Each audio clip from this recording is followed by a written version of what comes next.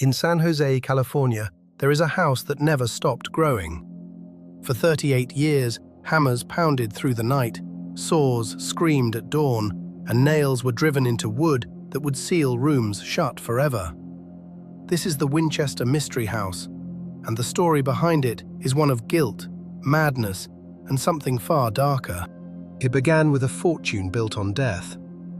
William Wirt Winchester was heir to the Winchester Repeating Arms Company, the rifle that won the West. But winning the West came at a cost. Thousands dead, soldiers, settlers, Native Americans. And when William himself died of tuberculosis in 1881, his widow Sarah was left alone with an inheritance of $20 million and a grief that consumed her. She sought answers from a medium in Boston. What she was told changed everything. The medium claimed Sarah was cursed, haunted by every soul ever killed by a Winchester rifle. Their spirits demanded vengeance, and the only way to keep them at bay was to build. Never stop building. If the construction ceased, even for a day, the spirits would come for her. So Sarah moved west and purchased a small farmhouse in San Jose. Then the building began. 24 hours a day, 7 days a week, 365 days a year. Carpenters worked in rotating shifts around the clock. There were no blueprints, no master plan. Sarah herself directed every addition, every hallway, every room, sometimes after receiving instructions during midnight seances. The result was architectural madness. Staircases that climb 7 flights only to end at the ceiling. Doors that open onto blank walls. Windows built into floors. Hallways that narrow to inches. Rooms constructed, furnished, and then sealed shut with no explanation.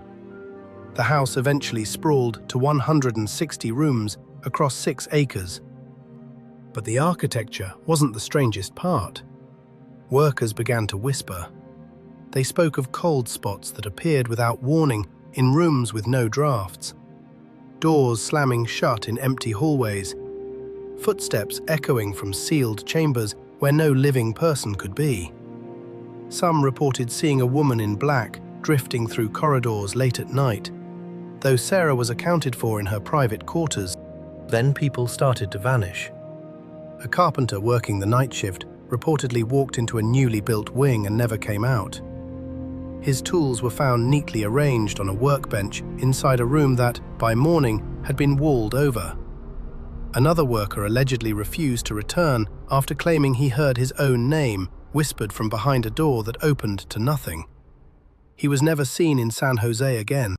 These are legends, of course, stories passed between workers, embellished over decades, but the sheer volume of them is unsettling.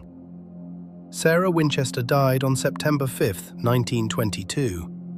The hammers fell silent for the first time in 38 years. Nails were left half-driven. Rooms sat unfinished. The house froze in time, a monument to one woman's desperate bargain with the dead. Today, the Winchester Mystery House is open to the public.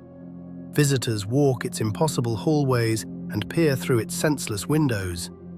Tour guides report equipment malfunctions, unexplained voices on recordings, and photographs revealing shadows that weren't there in person. Some say the spirits got what they wanted. Others say they're still waiting. And if you listen closely, late at night, you might hear it, the faint sound of hammering. As if somewhere, deep inside those walls, the building never really stopped.